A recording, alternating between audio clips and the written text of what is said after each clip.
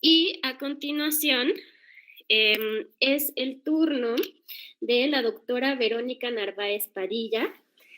Ella, ¿ya anda por aquí, doctora? Sí, ya estoy aquí. Muchas gracias. Ella realizó la licenciatura en investigación básica en la UNAM y después su doctorado en biología del desarrollo en el University College London con el doctor Robin Lovell Bach, estudiando los mecanismos moleculares de la determinación sexual de ratón. Se incorporó a la UAM como primera profesora de tiempo completo en la Facultad de Ciencias, ahora Centro de Investigación en Dinámica Celular, del Departamento de Bioquímica y Biología Molecular.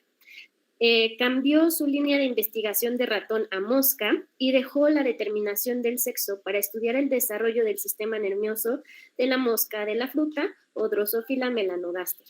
Fue directora de la Facultad de Ciencias y también ha impartido clases en la licenciatura y en el posgrado de Ciencias.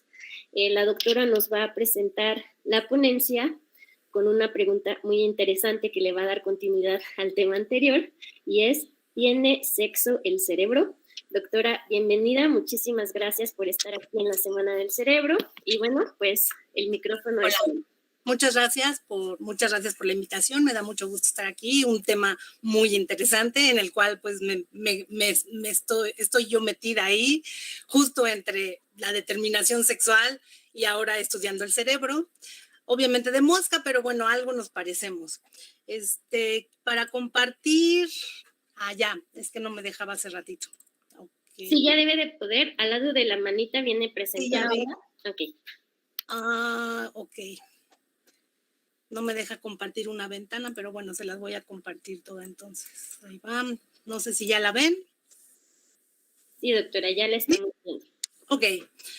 Bueno, pues continuando, que bueno, ya ahorita, digamos que ya con la plática anterior, pues ya me contestó esta pregunta, ¿no? ¿El sexo tiene cerebro? Y pues como ya les adelantó el doctor anterior, pues vemos que sí, ¿no? Obviamente sí va a haber sí hay diferencias y sí tiene sexo, pero bueno, yo me quiero enfocar un poco desde la parte de qué estamos hablando, ¿no? Cuando hablamos del sexo, o sea, el sexo tiene muchas acepciones, ¿no? Si nos vamos a la RAE dice que el sexo, ¿no? Nos da 4 diferentes acepciones. Una es la condición orgánica, masculina o femenina de los animales y las plantas, ¿no? Eso sería una. El 2 es el conjunto de seres pertenecientes a un mismo sexo, o sea, hablamos del sexo masculino, sexo femenino. También se le llama, se conoce como sexo a los órganos sexuales y a la actividad sexual, ¿no? Entonces, digamos, tenemos cuando hablamos de sexo podemos pensar en diferentes cosas. Yo me quiero enfocar en la parte biológica del sexo, ¿no? De inicio. Entonces, en biología, cuando hablamos de sexo, de lo que estamos hablando es de las peculiaridades que caracterizan a los individuos en cada especie, dividiéndolos en masculinos y femeninos. Y esto lo que hacen es la reproducción sexual, ¿no? Que esta reproducción sexual lo que la caracteriza es que podemos hacer una diversificación genética. Y básicamente, ¿no? El sexo de un organismo a nivel biológico, pues se define por los gametos que produce. Los del sexo masculino producen gametos masculinos, que son en nuestro caso los espermatozoides, mientras que los del sexo femenino pues producen gametos femeninos, que en nuestro caso son los óvulos, ¿no? Entonces, digamos, esa es la definición más biológica de lo que sería el sexo. Y bueno, y una pregunta de inicio, ¿no? Es, ¿por qué tenemos sexos? O sea, ¿para qué tenemos, por qué en la naturaleza tenemos sexos?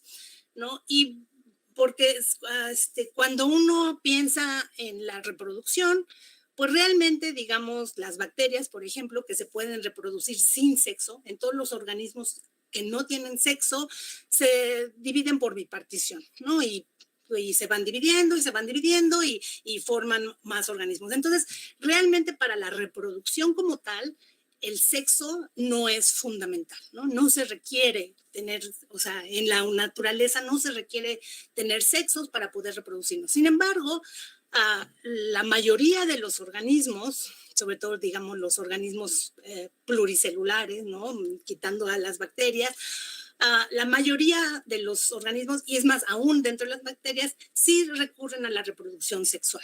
Esto quiere decir que la reproducción sexual debe de tener una ventaja, ¿no? Y efectivamente, la gran ventaja de la reproducción sexual es esta variabilidad genética, ¿no?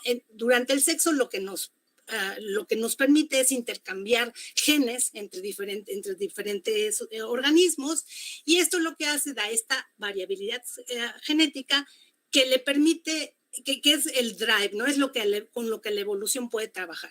Porque la evolución, como sabemos, lo que hace es la selección del más apto.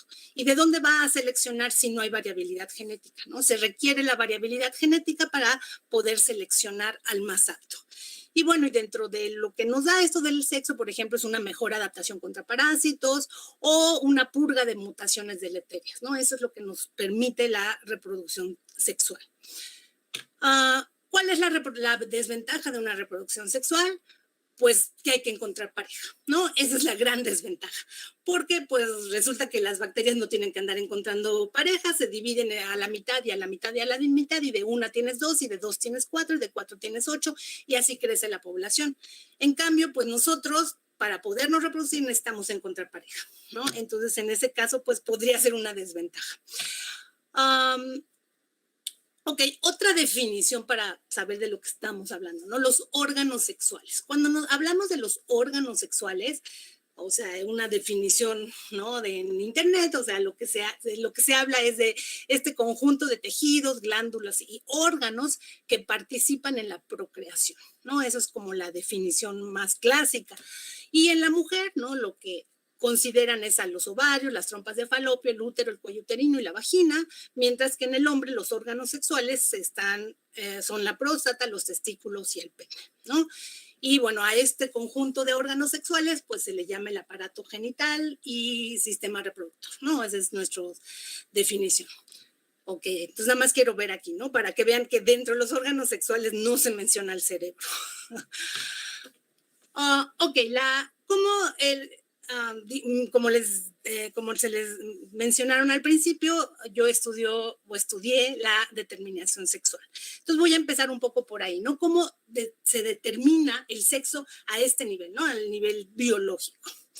Y bueno, aquí les doy nada más rápido un poquito de historia. El primer embriólogo reconocido es Aristóteles, ¿no? Aristóteles fue el primero que se preocupó por entender cómo se desarrolla un organismo, ¿no? Fue el primero que vio el desarrollo de un huevo y cómo del huevo aparecía un pollito, y fue el primero el que también se trató de explicar cómo es que los individuos nacían femeninos o masculinos, ¿no? Y bueno, él propuso una hipótesis que era que la determinación sexual tenía que ver con cuánto calor hacías el acto sexual, ¿no? Él consideraba que esta determinación sexual que tenía que ver con si le ponías mucho entusiasmo y mucha enjundia y mucho calor al acto sexual, eso hacía que tuvieras machos, y en cambio si lo hacías más inanimadamente o más fríamente, eso daba hembras, ¿no? Entonces, eso fue de las primeras hipótesis para tratar de explicar la determinación sexual. Más adelante vinieron muchas otras hipótesis, que si la nutrición, que si tenías que comer tal cosa o la otra, que si la edad, etcétera, etcétera, ¿no? Ha habido muchas hipótesis en la historia, y bueno, uno interesante es el de los testículos, ¿no? En algún momento se decía que el testículo derecho era el encargado de hacer niños, mientras que el izquierdo era el encargado de hacer niñas. Y esto llegó a tal, o sea, se creía tanto esto, que algún rey, algún Luis X, que no tenía no había tenido descendencia de varones, estaba muy preocupado porque pues necesitaba dejar al heredero. Se hizo extirpar el testículo izquierdo para asegurarse que el siguiente hijo fuera niño. Y bueno, y con eso pues quedó demostrado que esa hipótesis no funcionaba porque le quitaron el testículo izquierdo y de todos modos el siguiente hijo fue una niña, ¿no? Entonces, como pueden ver, esto, o sea, ha sido ha habido muchas hipótesis. Finalmente, actualmente, ya ahora con todas las herramientas que tenemos, genéticas y biología molecular y demás, ya entendemos mucho más cómo se da esta determinación sexual. Y resulta que no todos los bichos se determinan igual. La determinación sexual en general en la naturaleza es de lo más cambiante que hay, ¿no? Cada bicho escoge una forma de determinar sexual distinta, ¿no?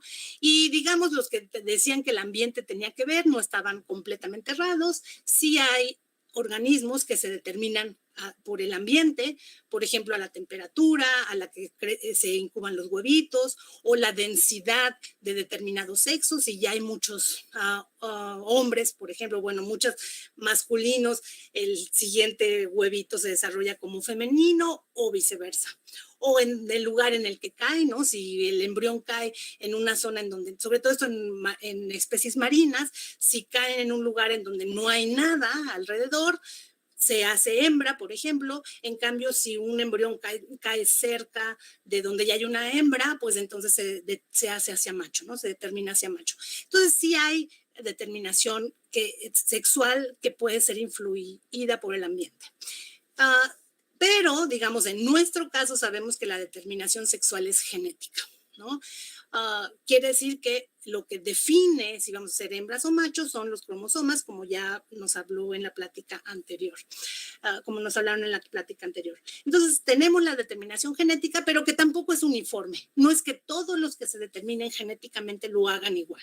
Sabemos que en nuestro caso tenemos la determinación XXY, en donde los XX son hembras y las XY son machos. Sin embargo, les digo, no es la única forma. Hay algunas especies en las que no tienen el cromosoma Y y solo depende de si tienen uno o dos cromosomas X, ¿no? Cuando tienes dos cromosomas X, eres hembra, y si solo tienes un cromosoma X, pues eres macho. Y tenemos el caso, por ejemplo, de los ZZZW, en donde los ZZ son machos y las ZW son hembras, ¿no? Entonces, aún dentro de la determinación genética, pues eso varía mucho. Y bueno, aquí nada más un ejemplo de la determinación ambiental, en donde tampoco es pareja para todos. En el caso de los reptiles, que se determinan el sexo es por determinación por temperatura, pues resulta que varía, ¿no? También tenemos de todo. Algunas especies en temperaturas bajas y en temperaturas altas son hembras, mientras que en temperaturas medias son machos. En otras, en temperaturas bajas son machos y en temperaturas altas son hembras, y así, ¿no? Entonces tenemos toda una gran variedad de cómo se determina, aún dentro, o sea, con el mismo tipo que sería la temperatura. Ok, pero vamos al caso ya específico de la determinación sexual en nosotros, ¿no? En mamíferos. Pues todos, supongo que todos sí saben que que las hembras somos XX y que los machos son XY. Siempre se dice que los que determinan el sexo son los machos, porque efectivamente las hembras, que somos XX, cuando producimos los ovocitos, pues nuestros ovocitos solo pueden llevar cromosoma X, dado que es lo único que nosotros podemos contribuir, porque tenemos dos cromosomas X. En cambio, los machos, cuando hacen espermatozoides, sí tienen dos tipos de espermatozoides, los X y los Y. Luego, entonces, depende si un espermatozoide X es el que se encuentra con el ovocito X, pues eso va a determinar que ese embrión se desarrolle como hembra, mientras que si es el cromosoma Y el que fecunda al ovocito, pues entonces va a ser un embrión XY que se va a desarrollar como macho. Entonces, en ese caso sí son los machos los que definen el sexo.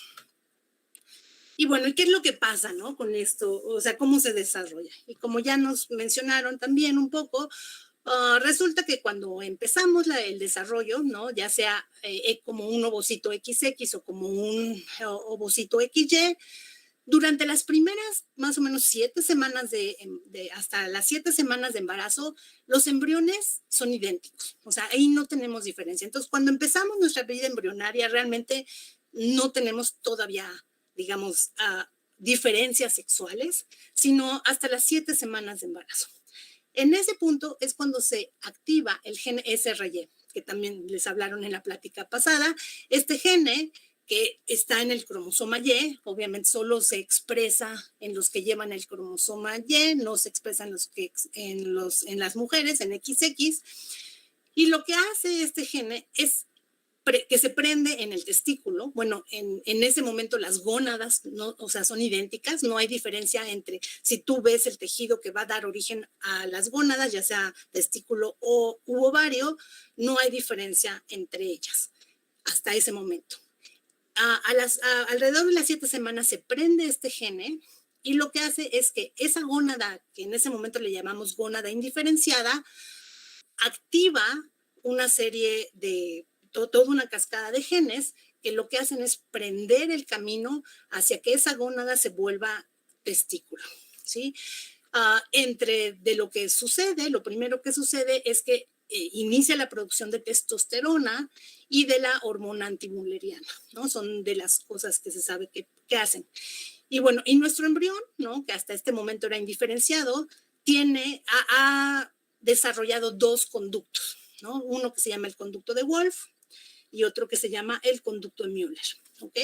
Estos 2 conductos son los predecesores de los conductos internos femeninos o masculinos. Entonces, hasta este momento tenemos la potencialidad de ser cualquiera de los 2 sexos. En el momento que se induce SRY y se produce testosterona y hormona antimülleriana, como su nombre lo dice, la hormona antimülleriana, lo que hace es que el conducto de Müller se degenere, ¿sí? Porque el conducto de Müller es lo que va a dar origen a las estructuras internas femeninas. Entonces, hace que se degenere. Mientras que la producción de testosterona hace que el conducto de Wolf se mantenga, ¿no? Y entonces, en este caso, se degenera el conducto de Müller y se mantiene el conducto de Wolf. Mientras que en hembras, o bueno, en las que tienen cromosomas XX, que no tienen SRY, pues entonces no se produce la hormona antimülleriana, luego entonces el conducto de Müller se mantiene vivo, no se degenera, y como no se produce testosterona, el conducto de Wolf se degenera, porque este necesita testosterona para mantenerse vivo, ¿no?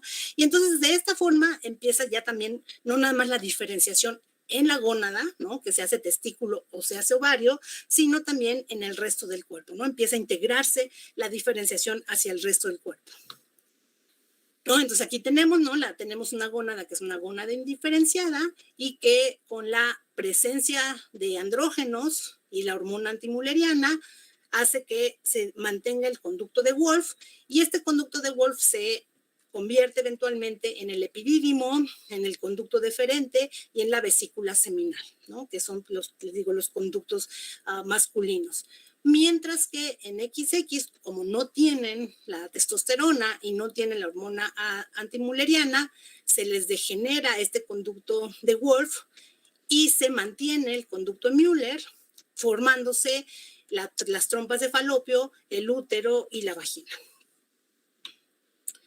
Y bueno, y no nada más los conductos internos, ¿no? Se diferencian hacia hembras o machos, sino que también la parte externa, ¿no? También la parte externa al principio es indiferenciada y es igual tanto en hembras como en machos, ¿no? Aquí tenemos el área del glans, la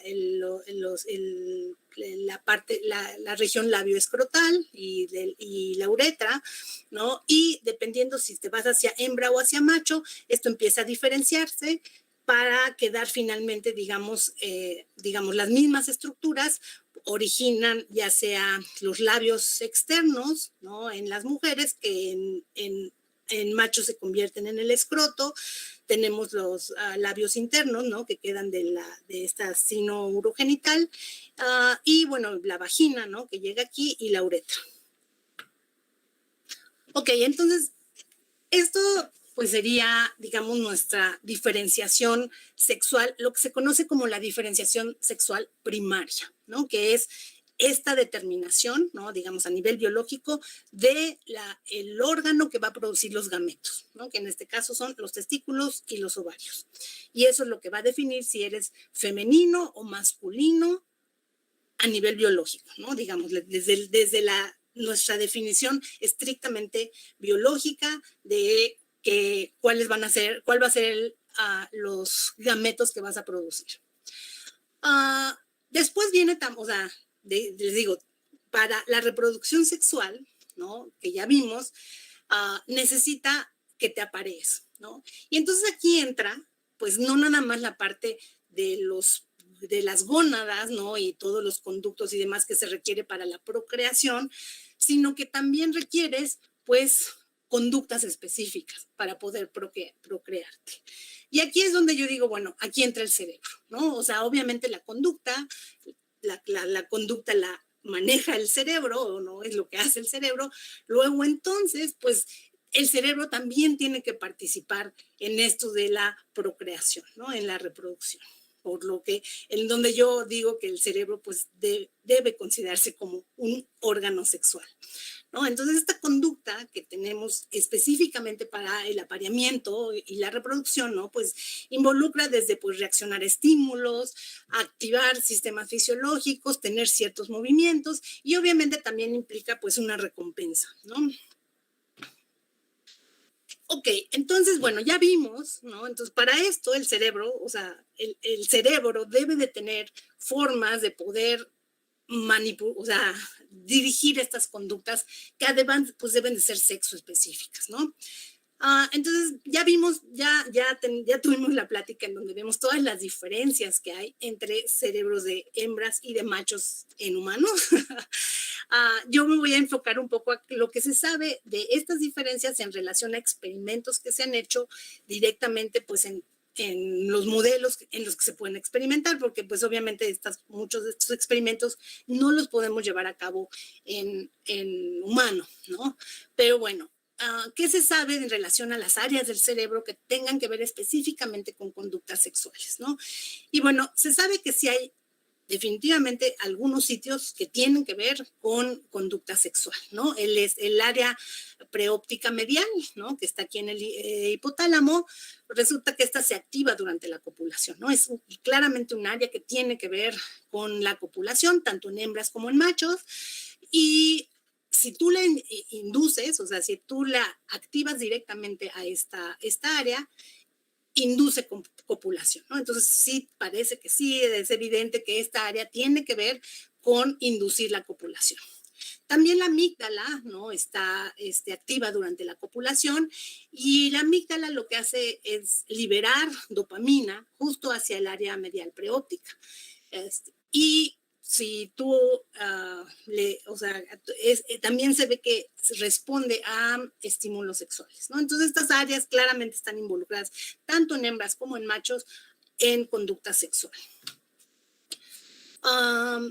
También tenemos áreas que se han encontrado que son específicas de un solo sexo, ¿no? Una de las que más se habla es el núcleo sexual dimórfico, el cual es más, que es este que se ve aquí, que es mucho más grande en machos que en hembras, ¿no?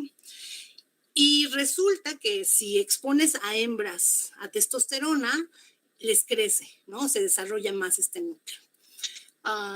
Y por otro lado, si destruyes este núcleo en machos, pierden su actividad sexual o reducen mucho su actividad sexual. Entonces parece que esta área pues sí tiene que ver en ratas con la actividad sexual.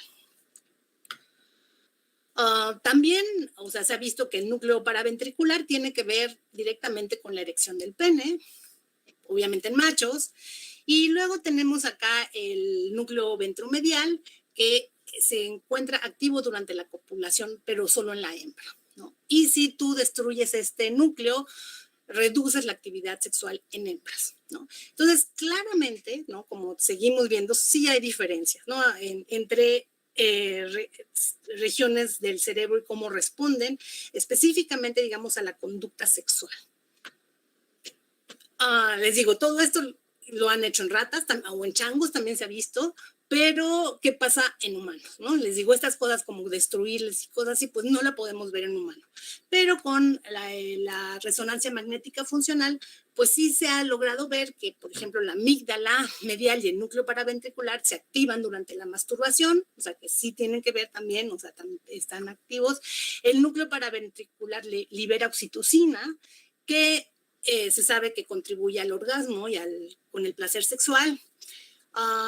Y bueno, sí se ha visto también que el SRY, que es el que define determina si la gónada va a ser testículo u ovario, también se expresa en el cerebro durante el desarrollo. Y esto es importante porque esto quiere decir que, o sea, genéticamente, ¿no? El cerebro está expresando, de machos, está expresando genes distintos que expresa el cerebro de hembras. Bueno, en este caso de mujeres y de hombres, ¿ok? Entonces, bueno, con esto podemos concluir que pues sí hay regiones específicas en el cerebro involucradas en la conducta sexual. Aquí nada más rapidísimo un poquito. El cerebro, bueno, o sea, cómo se comunica, cómo funciona, es a través de los neurotransmisores, ¿no? Y estos neurotransmisores, como también ya vimos en la presentación pasada, pues influyen directamente en la conducta, ¿no? Nada más me voy a enfocar, digamos, en la dopamina, ¿no? Cómo se ha visto que influye en la actividad sexual. La dopamina tiene dos tipos de receptores, el D1 y el D2, ¿no? En machos se ha visto que la dopamina se requiere para la actividad sexual y se requiere a dos niveles, ¿no? Primero, ¿no? Cuando en bajos niveles activa el sistema parasimpático, que lo que hace es aumenta la motivación y la erección, ¿no? Es la primera etapa. Pero conforme siguen aumentando los niveles de dopamina, entonces se activan los receptores D2, ¿no? Que estos activan al sistema simpático, lo cual estimula el orgasmo y la eyaculación, pero inhibe la erección, ¿no? Que esto es lo que contribuye al periodo refractario, que es, ¿no? Durante el acto sexual, digamos, ahí viene toda la estimulación, el orgasmo, y luego hay un periodo en la que ya no pueden volver a empezar, ¿no? Bueno, entonces a esto se le llama el periodo refractario y bueno, tiene que ver con la dopamina. Entonces, claramente los neurotransmisores también están involucrados directamente en la conducta sexual. En humanos, ¿no? Esto, digamos, en humanos se ha visto que los medicamentos que aumentan los niveles de dopamina, ¿no? Por ejemplo, lo que les dan a los que tienen Parkinson, aumentan su actividad sexual, ¿no? Se ha visto que el sistema dopaminérgico se activa en humanos durante el orgasmo, tanto en hombres como mujeres, pero en diferentes regiones, ¿no? En hombres se activa el área ventral tegmental y en mujeres el núcleo accumbens, ¿no? Entonces, sí hay, o sea, aún el mismo neurotransmisor se ve que hay diferencias entre cómo actúan en esta conducta sexual. Y bueno, y algo interesante nada más, que se han encontrado que variantes en otro receptor, el D4, se ha correlacionado con promiscuidad e infidelidad, ¿no? En humanos. Entonces, nada más, ¿no? Para que vean cómo estos neurotransmisores sí pueden influir directamente en la conducta sexual en humanos, ¿no? Y bueno, y la serotonina también, ¿no? Se sabe que durante la eyaculación se libera serotonina, la cual contribuye al periodo refractario, ¿no? Y si interfieres con la recaptura de serotonina, o sea, esto quiere decir que aumentas los niveles de serotonina, como sucede con algunos ansiolíticos, se inhibe el orgasmo, ¿no? Mientras que si bajan los niveles de serotonina, se facilita el orgasmo. Ok, entonces, claramente, pues los neurotransmisores influyen en la conducta. Las hormonas, ¿no? Otra de las cosas que tiene que ver con la conducta sexual, pues son las hormonas. Y bueno, antes de empezar con esto, hablar de conducta, nada más quiero hacer énfasis en que cuando hablamos de conductas típicas de algún sexo, pues no quiere decir que es lo que deba de ser, ¿no? No, que eso es lo apropiado o lo demás, sino que son las que aparecen con mayor frecuencia en alguno de los sexos. No quiere decir que sean exclusivas de ese sexo o que, o sea, no es eso, ¿no? Nada más no quiero aquí que me malinterpreten. Cuando hablo de las conductas típicas de algún sexo, cuando estudiamos conductas típicas de un sexo, nos referimos a lo que en general, ¿no? Lo que aparece más frecuente en uno de los sexos. Por ejemplo, en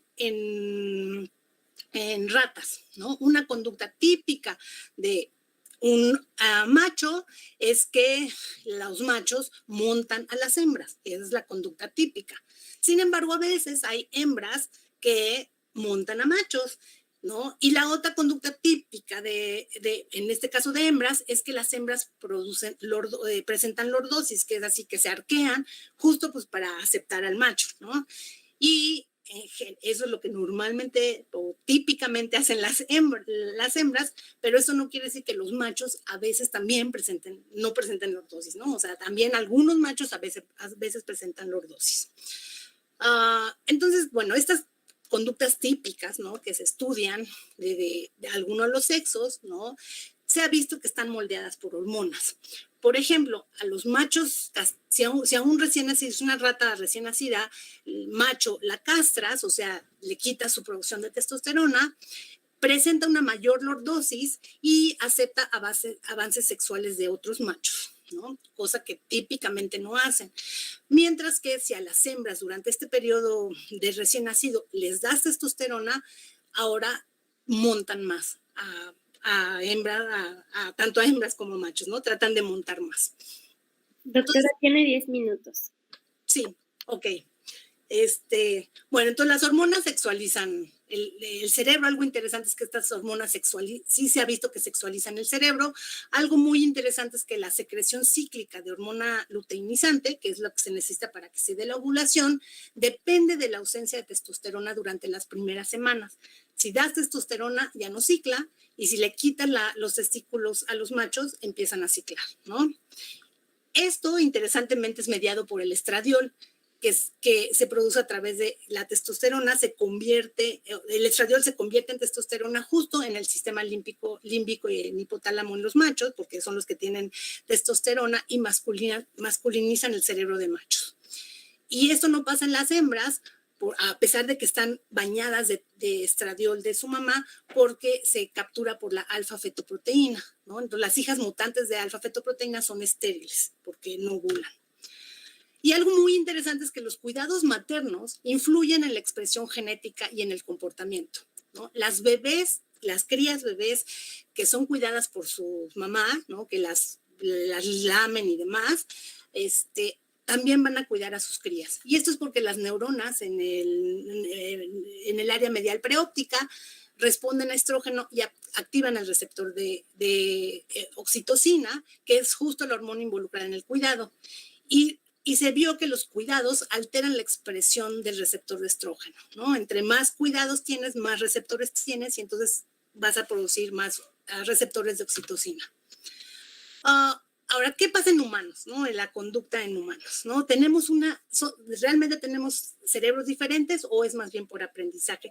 Y bueno, ya vimos que sí hay diferencias, que a lo mejor esto me lo puedo brincar, porque ya vimos que sí hay diferencias entre los cerebros de hombres y mujeres, ¿no? Por lo cual los hombres parece que tienen mayor habilidad de más.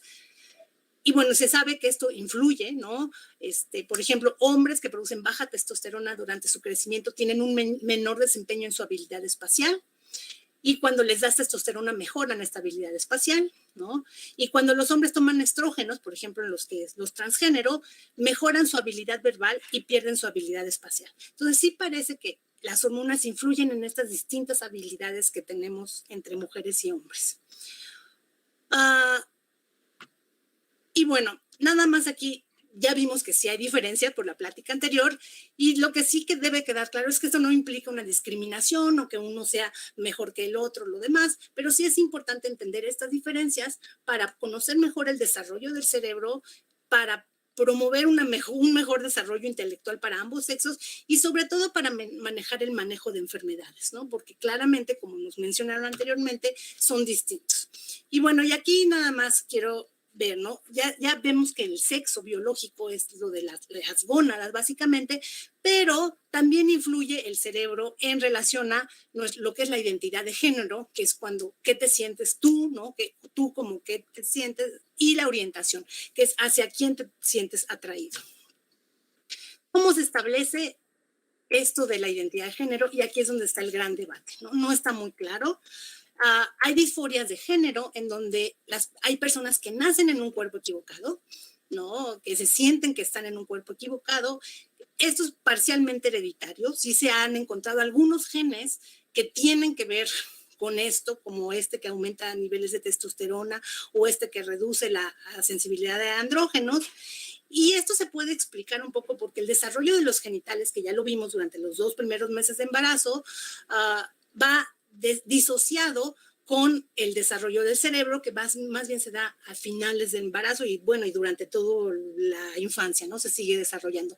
Entonces, digamos que esta disforia de géneros, como preguntaron hace rato, o sea, sí pudiera ser que no coincide el sexo de los genitales con el sexo del cerebro.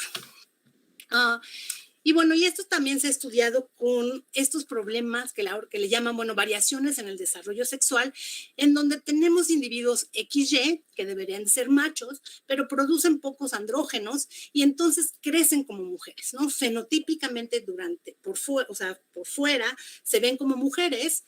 Sin embargo, durante la pubertad, cuando aumenta la testosterona, pues entonces ahora sí, lo que parecía el clítoris les crece, se les cierran los labios vaginales, convirtiéndolos en escroto, y estas personas sí tienen testículos, solo que no descendidos, ¿no?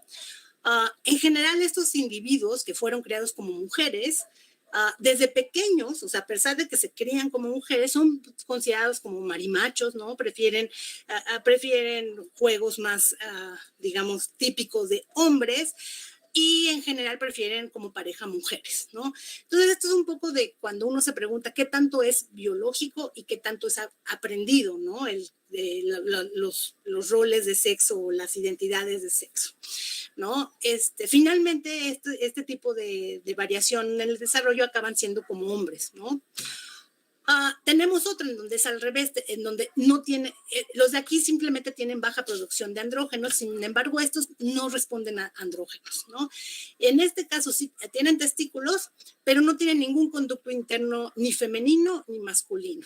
Y por fuera, pues son femeninos, ¿no? Completamente femeninos. Como por ejemplo vemos a esta jazzista, que uno pues pensaría que es, o sea, fenotípicamente es completamente una mujer. Y en general, estos individuos que no tienen, o sea, no responden a los andrógenos, se asumen como mujeres y presentan comportamientos típicos femeninos. También tenemos al revés, en donde los XX, que deberían ser hembras, tienen un exceso de andrógeno. En este caso, los órganos externos se masculinizan, ¿no? Entonces, el clítoris crece, se agranda, y entonces cuando nacen, realmente no es muy fácil saber si son hombres o mujeres, ¿no? Son muy ambiguos. Y entonces muchas veces quienes deciden qué es lo que van a hacer con estos niños los padres son los que definen el sexo. Y entonces en general se les opera para que parezcan más uno o el otro sexo, ¿no? Y bueno, lo que se ha visto, estas son XX, se ha visto que en general cuando las operan hacia que sean mujeres, ¿no? Lo que hacen es les achican el clítoris y demás para que parezcan una mujer más normal, ¿no? Estas en general aceptan su identidad femenina, aunque sí son un poco más rudas, ¿no? Prefieren más juegos de niños y también de adulto. En general tienden a irse a profesiones donde predominan más los hombres, ¿no? A pesar de que sí se aceptan en general con una identidad femenina. Y bueno, esto es un caso, esto de qué tanto es criado y qué tanto es genético, ¿no? Este es un caso muy interesante. Bueno, hay muchos casos muy interesantes cuando se les quita el pene completamente, ¿no? Resulta que a Bruce, que es XY, pero por un accidente a los 8 meses le cortaron el pene, ¿no? Y entonces le hacen una cirugía reconstructiva para que parezca niña, ¿no? Y de Bruce a los 8 meses le cambian a ser Brenda, que además tiene un hermano gemelo, ¿no? Entonces en este caso es interesante porque tenemos gemelos, uno criado como niña y uno criado como niño, ¿no? Entonces, bueno, desde pequeño se comportaba masculinamente y ya desde los 11 años dudaba de su identidad sexual, ¿no? A pesar de que a él nunca le dijeron nada de la operación, a él lo crearon como, o sea, para los papás él era Brenda. Ella era Brenda y lo mantenían como ella.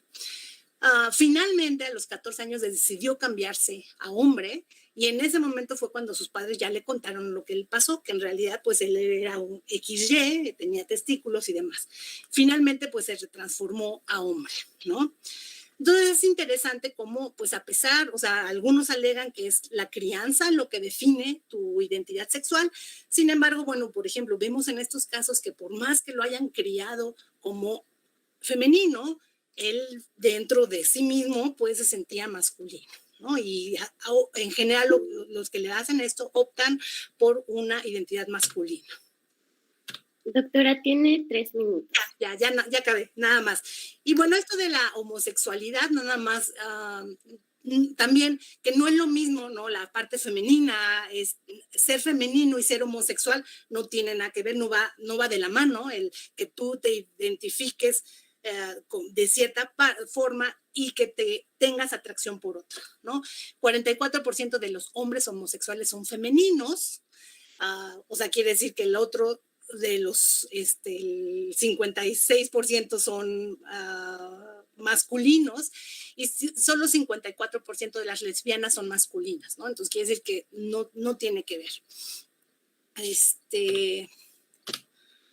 Y bueno, aquí nada más hay causas genéticas de la homosexualidad. Se había sugerido genes que parece que tendrían que ver con la homosexualidad. Sin embargo, justo acaba la semana pasada de salir una metaanálisis de muchos individuos y no parece, hasta ahorita no tenemos un gen claro que tenga que ver.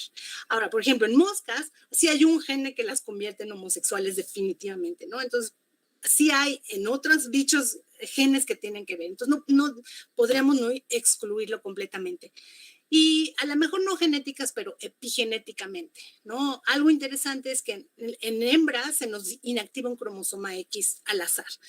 Y resulta que las mujeres que tienen hijos homosexuales, en general tienen una mayor posibilidad de tener el mismo gen X, el mismo cromosoma X inactivado, ¿no? Entonces, pudieran haber causas epigenéticas que tuvieran que ver también con regiones de metilación, ¿no? Se han encontrado genes metiladas en el DNA que predicen a los homosexuales.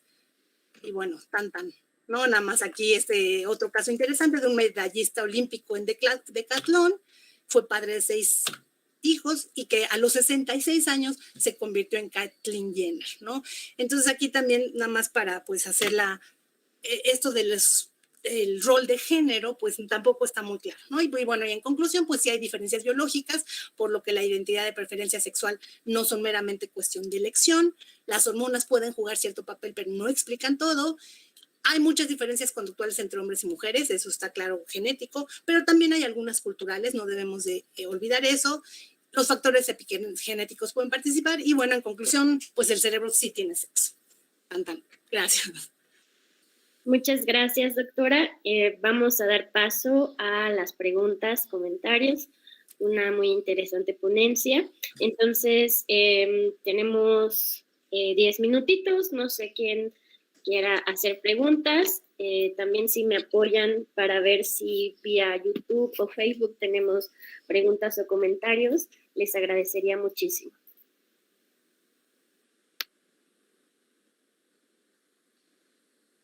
Preguntas, pueden levantar la mano y hacer uso del micrófono. Adelante.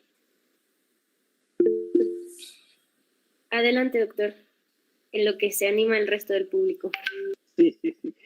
Gracias, Verónica, por tu charla. Creo que una visión panorámica que vale la pena ver, ¿no? Es decir, que ¿a qué nos referimos con el sexo, no? Y como mencionaba el doctor Herrera hace rato sobre el antropocentrismo, es decir, no toda la sexualidad se explica a partir de los seres humanos, sino hay sino al revés, hay un montón de aspectos sexuales en todos los seres vivos que debemos de poner en contexto, y me parece que lo que nos mencionas es sumamente relevante. Es decir, no solo el sexo es la sexualidad o la identidad de género, sino hay un montón de aspectos relevantes que deben ser explicados tanto en términos de mecanismos como en función biológica, que nos hiciste ver eso, ¿no? Yo tengo una pregunta sobre las moscas, que nos platicaste poquito, que es tu modelo favorito, pero me quedé con ganas de ver algunos aspectos sobre el comportamiento sexual en las moscas. Nos mencionabas que había moscas homosexuales, y me gustaría saber si conoces algún modelo, digo, aparte de lo que nos hablaba sobre las moscas, algún otro modelo animal, ya sea además de las moscas o algún otro modelo animal, en el que uno pudiera, por ejemplo, aproximarse a la dismorfia que nos platicabas, ¿no? No sé si hay modelos animales sobre de eso, pero me parecería sumamente interesante.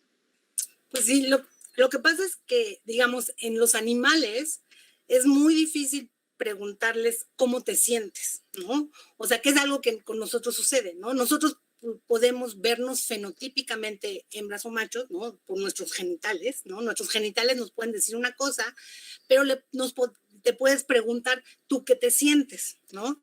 Y, digamos, en nuestro caso es muy complejo porque podemos tener genitales externos femeninos, sentirnos mujeres y sin embargo ser atraídos por mujeres, ¿no? O sea, digamos, puede haber esa combinación que como ya vimos, ¿no? No todas las lesbianas son masculinas y se sienten hombres, ¿no? Puedes ser lesbiana y sentirte mujer, sin embargo ser atraída, ¿no? Ahí no va de la mano la atracción sexual con la imagen de que tengas.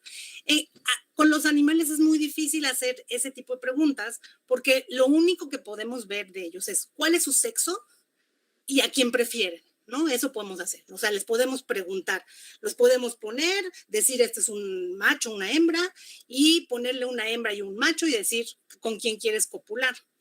Pero no le podemos preguntar qué te sientes, ¿no? O sea, para nosotros, si prefiere un macho, pues le estamos asumiendo que se siente mujer, bueno, que se siente hembra. Y si prefiere una hembra, pues estamos asumiendo que prefiere un macho, o sea, ¿no? O sea, esa es su preferencia y no tiene que ver con lo que se sienta, ¿no? Y entonces esa forma de, por ejemplo, en las moscas, lo que les decía del gene, hay un gene que si tú se lo mutas en machos, los machos empiezan a perseguir a machos, ¿no? Por eso decimos que es un gene de homosexualidad, porque los machos buscan a machos, mientras que las hembras buscan a hembras, ¿no? O sea, nada más con la mutación de un solo gene, haces que la preferencia sexual cambie. Pero ya el cómo se sientan ellos, pues, y no lo podemos ver, ¿no? Y también hay ratas, no se sabe, con todos estos estudios, que si les das testosterona, pues ahora montan a hembras montan a hembras, luego entonces pues las estás volviendo pues lesbianas dentro de nuestra definición, pero no le podemos preguntar cómo se siente, ¿no? Ese es el modelo que no, lo único que no podemos hacerle con lo que nuestros modelos nos fallan, y por lo que la sexualidad humana pues obviamente es mucho más compleja, ¿no? En ese sentido. Sí, gracias. Mi último comentario sobre eso, a ver si tienes alguna reacción, es, vimos en la charla anterior y en lo que nos platicabas es que este cableado, este hardware que se forma durante el proceso de sexualización por hormonas, nos comentabas que a veces algún tratamiento puede revertir ciertas conductas o procesos cognitivos. Es decir, ¿qué tanto depende el funcionamiento del cerebro de este cableado dado por el proceso hormonal y la sexualización? ¿Y qué tanto se revierte solamente la función con hormonas, o si se revierte también el cableado hasta cierto punto?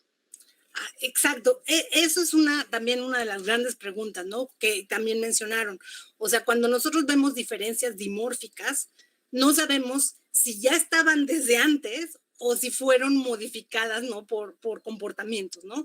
Y bueno, ya estamos viendo que los comportamientos sí afectan la expresión de genes, ¿no? Como en el caso de estas ratitas que lamen a sus hijitos y los cuidan, y eso hace que se expresen ciertos genes, que eso también a su vez afecta la conducta, ¿no? Entonces sí hay una retroalimentación entre la parte de conducta con la expresión de genes, ¿no? Y claramente el hecho, o sea, este hecho en donde estas diferencias sexuales, donde se ve que son más espaciales los hombres y más verbales las mujeres, digamos, claramente no es completamente fijo, porque sí se ha visto que si tú tratas con testosterona a hombres que tienen baja testosterona, esto mejora su habilidad, ¿no? Entonces, algo que no es fijo, pero sí es cambiante, o sea, digamos, todo el tiempo se está retroalimentando, ¿no? En general, los hombres siempre tienen mayores niveles de testosterona que las mujeres, ¿no? Entonces, es algo que es activo, ¿no? Que activamente se está seleccionando para que estos circuitos pues funcionen, ¿no? De alguna forma en la que es distinta a cómo funcionan estos circuitos cuando no tienes estos niveles de testosterona. Gracias, Verónica. Creo que tenemos manos levantadas. Adelante, Karina. Sí, gracias. Gracias, doctora, por sus respuestas. Voy a hacer 2 preguntas que nos han hecho llegar vía redes sociales y una que tenemos aquí, y después pasamos a la manita que está levantada. Primero nos pregunta Xiomara Nava si el sexo en el cerebro se puede cambiar.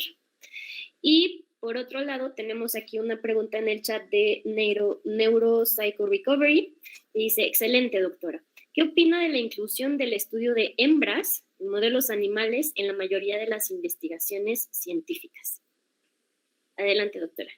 Bueno, el primero sobre si se puede cambiar, digamos, sí hay estudios, ¿no? O sea, ya mencioné estos en donde sí hay una forma de, o al menos a ciertos niveles, ¿no? O sea, no sabemos, o sea, seguramente no se podrá cambiar completamente porque pues esto viene de la ontogenia, ¿no? Desde el desarrollo, ¿no? Desde el desarrollo ya están expuestos a hormonas diferentes y demás, pero algunos aspectos sí se logran modificar, ¿no? Con estas hormonas. La segunda es, ¿qué me decías de la segunda? ¿Qué opinas sobre la inclusión del estudio de es fundamental. Eso es un gran bias, un gran error que ha habido a lo largo de la ciencia, ¿no? En donde siempre se ha dejado fuera a las hembras. ¿Por qué? Pues porque son muy complicadas, ¿no? Con eso de que las hembras varían del ciclo y no sé qué, resulta que cada vez que hacen experimentos con hembras y machos, los de machos salen sencillitos, claritos y demás, y las hembras siempre son muy difíciles de interpretar porque por las variaciones hormonales intrínsecas que tenemos las hembras durante el ciclo, ¿no? Y entonces, en general, el mundo científico se ha olvidado de las hembras, ¿no? Siempre las deja, y todos los análisis, hasta hace poco, recientemente, todo lo que es prueba de medicamentos, en general, toda la literatura científica está basada en estudios en machos, ¿no? Y bueno, ahora por eso es tan importante aceptar que hay diferencias, o sea, porque siempre, pues es que es igual, hembras y machos son igual, pues estamos viendo que no somos iguales, ¿no? Y es importante, o sea, digamos, aquí a lo mejor las feministas me van a matar, pero yo digo que es muy importante que aceptemos esas diferencias, porque no somos iguales y esa no ser iguales nos hace tener diferentes respuestas a todo, a medicamentos, ¿no? Nuestro sistema inmune es distinto. O sea, ahora que ya empiezan a considerarse a las hembras en los estudios, se está viendo que muchos de los medicamentos que se habían aceptado para machos, a las hembras no nos funcionan porque respondemos distinto, ¿no? Tenemos receptores distintos, respondemos distinto. Entonces, es fundamental aceptar las diferencias que tenemos y es fundamental que los estudios científicos involucren estudios específicos en hembras. Gracias, doctora. Creo que precisamente por eso hay que señalar los sesgos que tiene la ciencia, el sesgo patriarcal, ¿no? Que está súper presente en cómo se ha concebido la ciencia hasta ahora, y el sesgo también de que en humanos el prototipo es un hombre blanco, ¿no? Que además lo complica todavía más. Muchas gracias. Teníamos una mano levantada de... ahí ya no la veo, pero entonces... Sí, ahí está, Anaí Patiño tiene la mano levantada. Adelante. Hola, gracias. Anaí, soy psicóloga en formación. Y bueno, me vienen muchas preguntas, pero una clave es, muchas veces, desde mi punto de vista como paciente en psicoterapia y como en la formación académica, de pronto pueden llegar casos de personas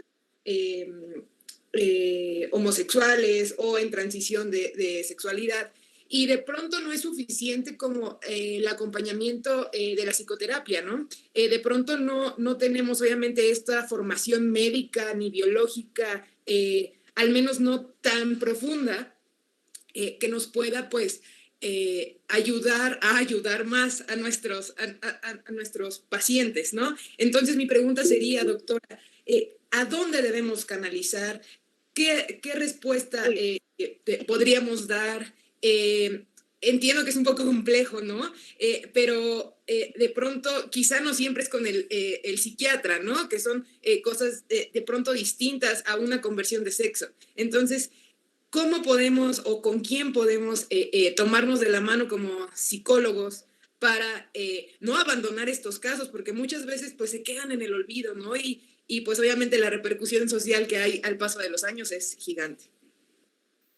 Uy, así está complicado. La verdad, pues yo, o sea, se me ocurriría, no sé, un médico, o sea, un endocrinólogo. O sea, yo creo que algo importante, pues es un endocrinólogo, porque al final de cuentas, el cambio de sexo, cuando hacen el cambio de sexo, es básicamente tratamiento hormonal, ¿no? Entonces, obviamente, pues tienen que ir acompañados, siempre van acompañados con endocrinólogo. Obviamente, yo creería que también un psiquiatra, ¿no? Tiene que acompañarlos, porque también sabemos que hay cambios, ya vimos, ¿no? En los neurotransmisores y demás.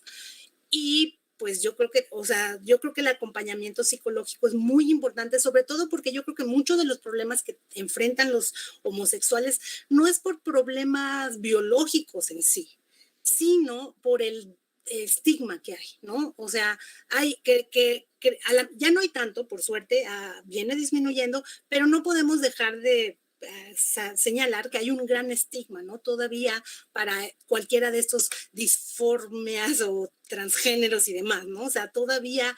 Entonces yo creo que muchos de los problemas que pueden tener vienen relacionados con esto, ¿no? Y entonces yo creo que en eso ahí es donde el acompañamiento psicológico es muy importante, porque ahí ya no es un problema biológico, ¿no? Ellos, una vez que se asumen como tal, que deciden tener un tratamiento y demás, esa parte ya la tienen más solucionada. Pero el enfrentarse con la sociedad, yo creo que sigue siendo el mayor conflicto que pueden tener, ¿no? Entonces, bueno, eso. Gracias, doctora. Voy a leer una pregunta más y voy a dar paso a la pregunta de María del Carmen. Aquí en el chat nos preguntan que qué tanto se le atribuye entonces a dichas diferencias al cerebro, a los genes o a las hormonas. O sea, cada vez se ve más que es una interacción, ¿no? O sea, hay genes, claramente hay genes distintos, ¿no? Desde tener un cromosoma distinto, ¿no? Que ya vimos, tiene poquitos genes, pero pues son distintos a los que tienen las hembras. Entonces, claramente hay diferencias genéticas, eso indudablemente. Hay diferencias epigenéticas, que es cómo se expresan estos genes. Y cada vez o sea, digamos, los biólogos moleculares, que al principio éramos mucho más dogmáticos y decíamos los genes son los genes, nos estamos dando cuenta que factores ambientales influyen en esta expresión de genes, ¿no? Entonces, no nada más es la causa, o sea, aquí es donde se mezcla lo que siempre se dice nature versus nurture, ¿no? Qué tanto es la genética y qué tanto es el aprendizaje van de la mano. O sea, las conductas, cada vez estamos dándonos cuenta que las conductas influyen en la expresión de los genes. Entonces, va ligado, ¿no? La genética y la parte conductual, pues van tomados de la mano. No podemos olvidar ninguno de las dos y se complementan, ¿no? Las hormonas están influidas por el ambiente, ¿no? La expresión hormonal está influida por el ambiente, por la conducta, y a su vez las hormonas pues van a influir en la expresión de genes, y la expresión de genes va a influir en cómo funciona el cerebro. Y cómo funciona el cerebro va a influir en la conducta. Entonces, pues es un círculo, ¿no? Realmente es un círculo. Muchas gracias, doctora. Y finalmente, pues, le cedemos la voz a María del Carmen Chávez, que ha levantado la mano para hacer su pregunta, y finalizaremos esta ronda. Buenos días, doctora. Muchas gracias. Hola. Nos había dicho que hay unas hormonas que al al inyectarse, al aplicarse, al dárselas al cerebro, pueden cambiar ¿cómo se dice? Por ejemplo, la pregunta es que cuando son las personas homosexuales y se denotan desde muy jóvenes, los papás que no están de acuerdo en que sus hijos sean homosexuales, no los acepten y que aún ahora se piense que es una enfermedad, ¿podrían entonces llevarlos, ya que son menores de edad, a un tratamiento hormonal para que según ellos se curen de esta enfermedad? O sea, ay sí, o sea, sí se ha visto, ¿no? Sí se ha visto que obviamente la testosterona y demás ayuda o modifica el cerebro, pero no es, o sea, lo que decía, se ha visto que las hormonas participan, pero tampoco es definitivo, ¿no? Tampoco es que a todos los que trates con testosterona ahora los vas a hacer masculinos y a todos los que les des estrógenos va a ser femenino. No, no es de todo y nada. O sea, siempre hay una curva, ¿no? A la mayoría, ¿no? A una gran mayoría que los tratas, sucede eso, pero no es definitivo, no es todo, no es, en biología nunca podemos hablar de todo o nada, ¿no? Siempre son términos medios y tenemos que hablar en la población. Como población, si se ve que la mayoría de las personas que tratas con testosterona, ¿no? Sí se masculinizan, les crece este núcleo, ¿no? O sea, sí tienen eso. Sin embargo, no quiere decir que eso va a funcionar, ¿no? Porque todavía no, o sea, eso es nada más una parte. Las hormonas influyen en una parte, pero tenemos muchas otras cosas que todavía no entendemos, ¿no? O sea, no es todo. Las hormonas influyen, pero no son todo. Entonces sí, a lo mejor lo tratan y a lo mejor funciona, pero no es seguro y a lo mejor no funciona, ¿no? Porque puede tener otras cosas, ¿no? Puede ser, o sea, algún otras de los tantos factores que estamos viendo que pueden estar influyendo. Y como todavía no entendemos, realmente qué es lo que está pasando, pues no podemos decir cómo se va a curar, ¿no? O sea, digamos, dentro del término de que vamos a curarlos, ¿no? Sí. Que además ni siquiera tendríamos que, o sea, ¿por qué tendríamos que curarlos, no? O sea, esa es la otra pregunta, ¿no? O sea... Por supuesto, yo no lo digo en este término. Yo entiendo, pero... De que yo piense de que se puede curar, sino que hay muchos papás que dicen, no estoy de acuerdo con que mi hijo sea homosexual, y entonces ahora viendo estos estudios probablemente digan, bueno, entonces sí lo puedo llevar a que lo cure, ¿no? Pues sí, te digo, no creo que, no necesariamente puede funcionar, a lo mejor, o sea, podría funcionar, así como, por ejemplo, sí se ha visto que, o sea, algo que habían hecho en las cárceles, o sea, se sabe que cuando tienes alta testosterona te vuelves más violento.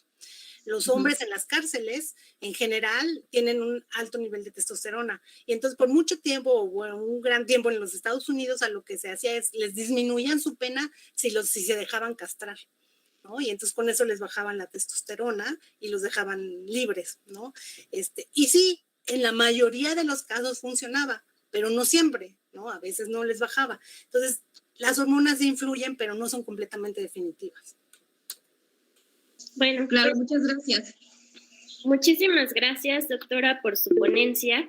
Y doctora, adelante, tenemos un minutito antes. Sí, nada más para comentar a todos los asistentes que, bueno, gracias por su participación aquí en este evento.